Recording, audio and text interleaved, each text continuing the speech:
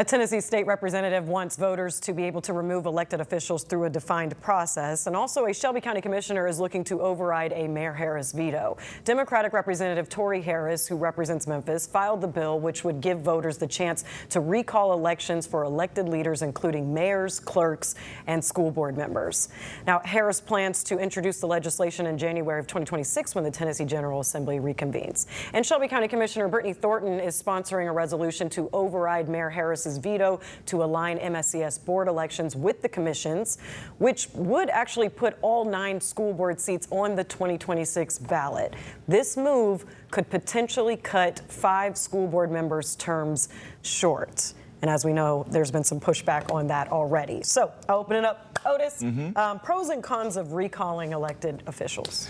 Well, I think the pro probably outweighs the con here. The pro is you want to have a mechanism for if an elected official just goes way off the rails and does not need to be sitting in office again.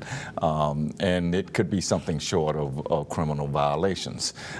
It shouldn't be easy, but there should be a mechanism for that. But I think it should apply to everybody. Local officials, state legislators as well.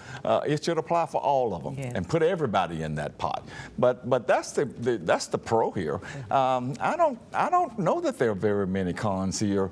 The only one that would be is, in this case, you are shortening the terms of school board members to 2 years when they campaign for 4. That's a little bit of a problem here. And also, if you make it too easy, then people will be trying to recall everybody for just the minor things. So those are the pros and cons. And Tawan, as a former Shelby County Schools board member, the resolution from the commission, which is they're going to discuss on Monday, to override Mayor Harris's veto for the election alignment and shortening the terms. How does that come across to you? I thought Mayor Harris made a good move to veto it. I really did. And it's because it undermines the will of the voters. The voters made a vote. That vote should stand until their terms expire with an election, and they vote them out of office. Now, as far as Tory Harris, he supported both of these things, which has me looking at him crooked-eyed. But he supported both of these bills. He did. And I am so tired of the state legislators having 2 sets of rules, like Trump. The Open Records Act, and Open Meetings Act does not apply to them. That's right. But it applies to everybody else. And now this recall applies to everybody else, but it doesn't apply to them.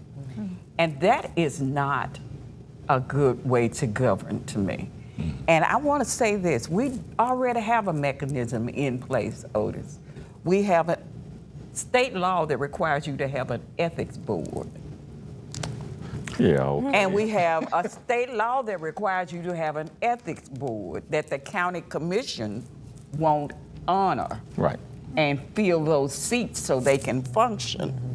And I don't know why the comptroller is not tapping on their shoulder to say you need to honor the ethics board function. And then we have a mechanism when someone is out of order to bring it to the body. Sounds a little bit like the pot calling the kettle black vibes going on here. Catherine, so the ongoing tension between the MSCS school board and the commission, because one MSCS board member in particular very much commented under Commissioner Thornton's Facebook post about this, or Mick Wright's Facebook post that included Brittany Thornton, really saying that you reap what you sow, I think is what she meant to say. So what do you think about this moving forward with the resolution and just that continued tension? Well, an attempt at a veto override, and if it works, is certainly not going to help the tension between the commission and the school board. Tensions have been so high, I think anything is really going to just put gasoline on the fire. But I will say this is how the process is supposed to work. Whether it's good legislation or bad legislation, your county commission makes it. If the mayor thinks it's bad, he vetoes it.